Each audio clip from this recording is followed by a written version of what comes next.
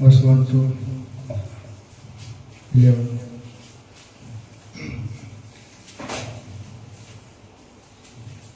पहला मैं पढ़ूंगा, दूसरा आप पढ़ूंगा, तीसरा मैं पढ़ूंगा। ऐसे मैं हिंदी में पढ़ूंगा। हे परमेश्वर, तू मेरा परमेश्वर है। मैं तुझे यत्न से ढूंढूंगा। सुखी और निर्जल उसी भूमि पर मेरा मन तेरा प्यासा है, मेरा शरीर तेरी अति अभिलाषा है।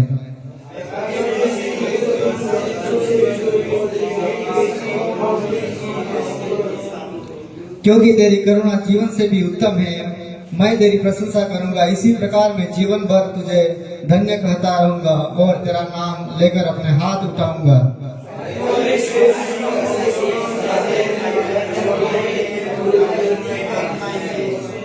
जब मैं बिछौना पर पड़ा तेरा स्मरण करूंगा, तब रात के एक एक पहर में तुझ पर ध्यान करूंगा।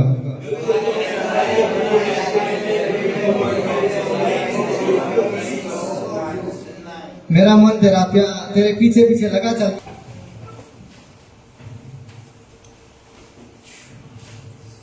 Good morning to all my brothers. Praise the Lord. I hope you are doing well, as well as your family members. मैं आज भजन संहिता से कुछ बातों को बताने वाला हूँ।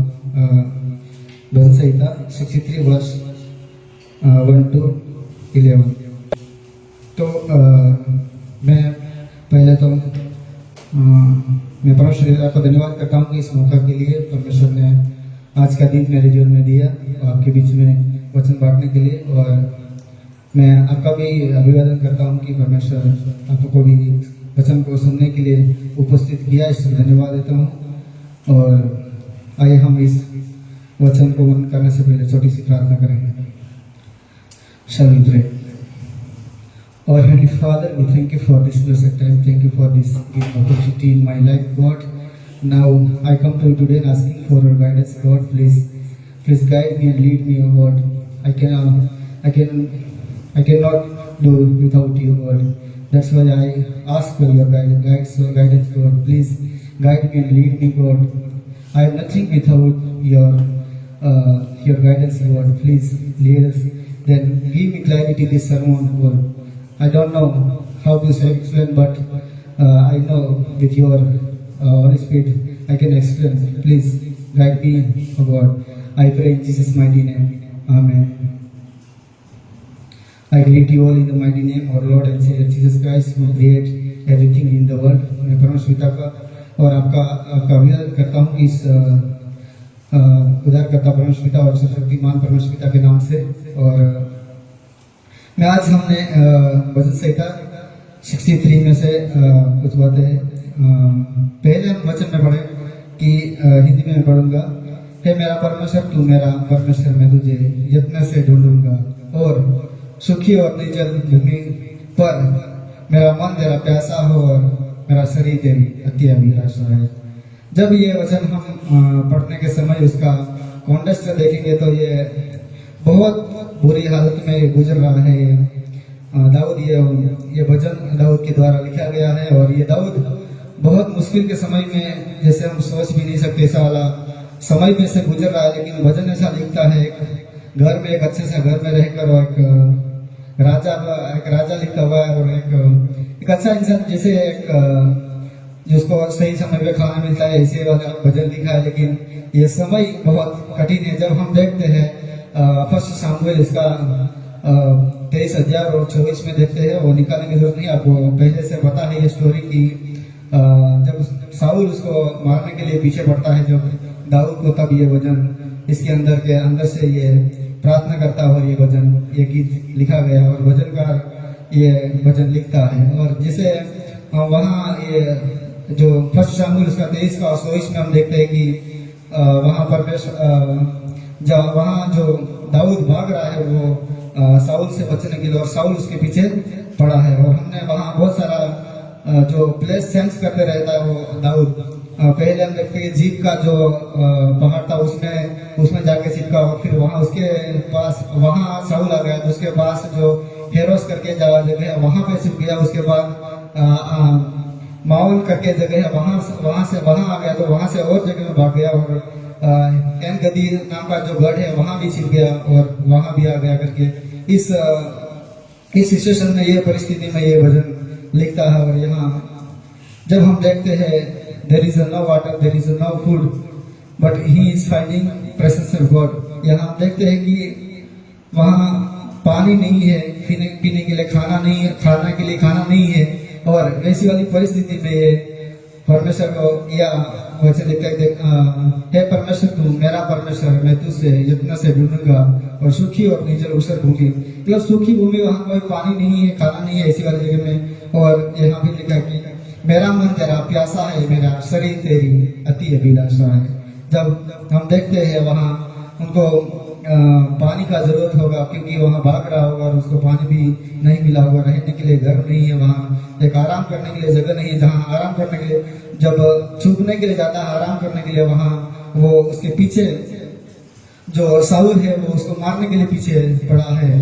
और यह थोड़ा रेस्ट लेने के लिए तो लोग बता बताते हैं कि ये डेविड तो यहाँ है करके, तो वो शाउल पता करके फिर उसके पीछे ढूंढने के लिए जाता, वहां नहीं मिलता, और जगह में भाग जाता है। तो ये से, लेकिन वहाँ कोई ये पीने के लिए पानी नहीं ढूंढ रहा है, और खाने के लिए खाना नहीं ढूंढ रहा है, और रहने के लिए घर नहीं ढूंढ रहा है, जगह नहीं ढूंढ रहा है। लेकिन ये परमेश्वर यहाँ बोलता है कि मेरा मन तेरा प्यासा है, मेरी शरीर तेरी अति अभिलाषा, मतलब कोई उसका पार नहीं है, उसका मतलब कोई सीमा नहीं, इतना अभिलाषा वो उसके पीछे परमेश्वर पर रखता है। और दूसरे वचन में हम देखते हैं कि इस प्रकार में पवित्र स्थान में तुझ पर दृष्टि की है, तेरा सामर्थ और महिमा को देखूं, क्योंकि तेरी करुणा जीवन से भी उत्तम है, मैं तेरी प्रशंसा करूंगा। हालेलुया। यहाँ भजनकार फिर यहाँ एक दूसरा उनका एक्सपीरियंस बताता है कि मैं इस प्रकार तेरे पवित्र स्थान में तुझ पर दृष्टि करूंगा और तेरी सामर्थ्य महिमा को देखना चाहता हूँ। वो परमेश्वर का प्रेजेंस, परमेश्वर का उपस्थिति देखना चाहता है। और वो अभिलाषा के हम देखते हैं कि इस भजन टॉपिक भी ऐसे कि लॉन्गिंग फॉर गॉड, मतलब जी परमेश्वर के लिए अभिलाषा। तो यह अभिलाषा उनके लिए जो परमेश्वर का, और फिर उनको इतना एक्सपीरियंस है कि मेरा जीवन अगर चला गया तो कोई बात नहीं, मेरा प्राण भी इधर निकल गया तो कोई बात नहीं, लेकिन परमेश्वर तेरा उपस्थिति मुझ पर से कहीं नहीं जाना करके। तो उतना हम समझते हैं कि हमारा ये जीवन बढ़कर है, हम जीवन को बचाने के लिए कभी कभी प्रार्थना बहुत सारा करते हैं, लेकिन इधर दाऊद एक्सपीरियंस करके बोलता है कि मेरा प्राण से भी, मेरा जीवन से भी उत्तम तेरी और तेरा अनुग्रह मुझ पर रखना करके, क्योंकि तेरी करुणा जीवन से भी उत्तम है, उसकी करुणा हमारे जीवन से भी बढ़कर है करके यहाँ बताता है। इस प्रकार मैं जीवन भर तुझे धन्य करूंगा और तेरा नाम लेकर अपने हाथ उठाऊंगा, मेरा जीवन मानो चिकनी चर्बी और चिकने भोजन तृप्त हो, मैं जय जयकार करूंगा। यहाँ ऐसा परिस्थिति में अगर आप और हम उस परिस्थिति में से गुजर रहे हो तो हम इतना नहीं करते। हम अगर हम उस जगह में अगर ये जो विल्डरनेस में, मतलब जो जंगल में ऐसा जीवन बिता, हम तो इतना नहीं कर पाते। हम क्या ढूंढते, खाने के लिए खाना ढूंढते, पीने के लिए पानी, क्योंकि पीना भी जरूरी है। लेकिन उसी समय ये हम देखते हैं कि ये बहुत एक अभिलाषा, फिर ऐसी अभिलाषा, वो अति अभिलाषा, मतलब बहुत अभिलाषा, उसके पीछे उनका प्रेजेंस देखना चाहता है। और वो इस प्रकार से बोलता है, इसी प्रकार में जीवन भर धन्य करूंगा और तेरा नाम लेकर अपने हाथ उठाऊंगा। ये इतना परमेश्वर के सामने उतना कंप्लेन नहीं कर रहा है और शिकायत नहीं कर रहा है कि मेरे पीछे पड़ा शाऊल मारने के लिए पीछे पड़ा और तू मुझे क्यों नहीं बचाता, इधर मुझे पानी नहीं मिलता, वाटर नहीं मिलता, और खाने के लिए खाना नहीं मिलता, और रहने के लिए घर भी नहीं है, और मैं इस जंगल में से होकर मैं गुजर रहा हूँ करके वो कंप्लेन नहीं करता। लेकिन प्रभु तेरा यहाँ, क्योंकि तेरी करुणा जीवन से भी उत्तम है।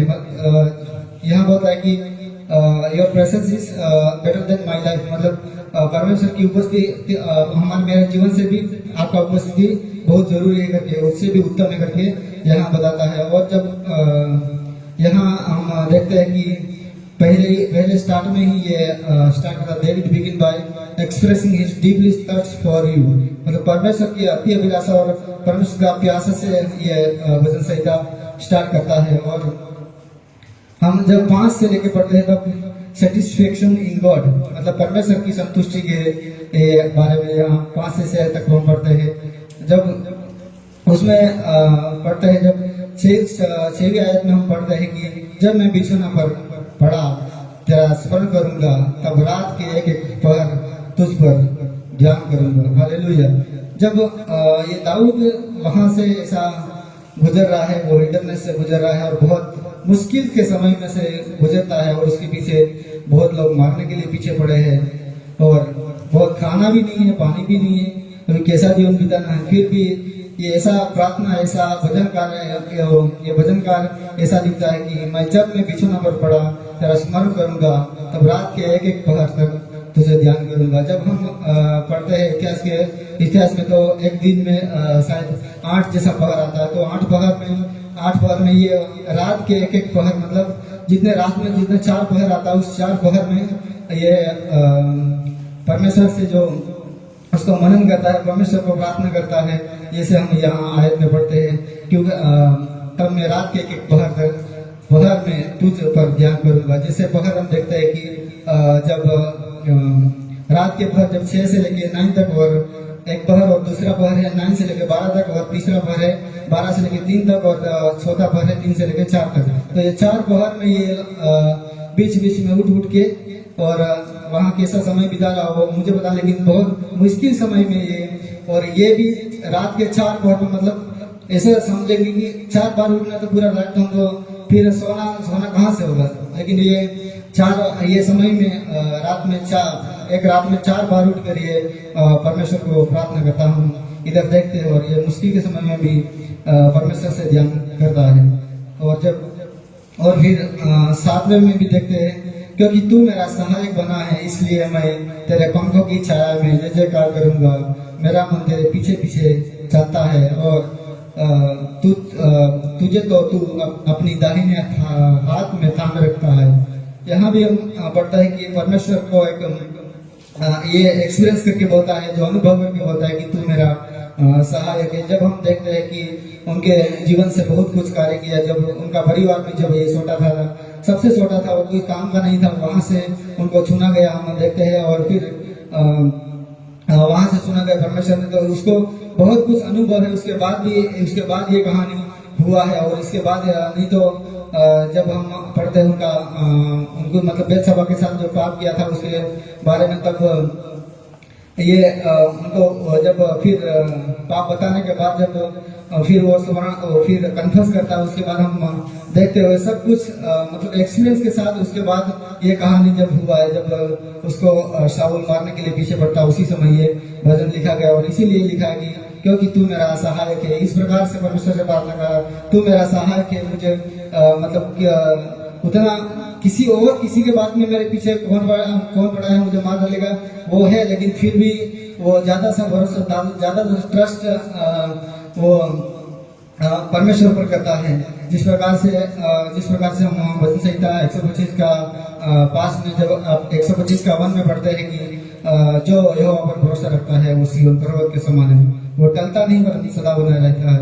Means those who trust in the Lord are like Mount Zion, जैसे जो यहोवा पर भरोसा करता है सिय्योन पर्वत, मतलब जो टलता नहीं परंतु सदा बना रहता है। तो इस प्रकार से वो भरोसा करते हुए आगे जब चलता है, और परमेश्वर से यही कहता है कि तू मेरा सहायक है, तेरा ही स्मरण करूंगा करके हम देखते हैं। और फिर 8वीं आयत में मेरा मन तेरे पीछे पीछे लगा चलता है, और मुझ तो तू दाहिने हाथ से थामे रखता है, परंतु जो मेरे प्राण के खोजी वे पृथ्वी के नीचे स्थानों में जा पड़ेंगे, वे तलवार से मारे जाएंगे और गिदड़ों के आहार हो जाएंगे, परंतु राजा परमेश्वर के कारण आनंदित होंगे।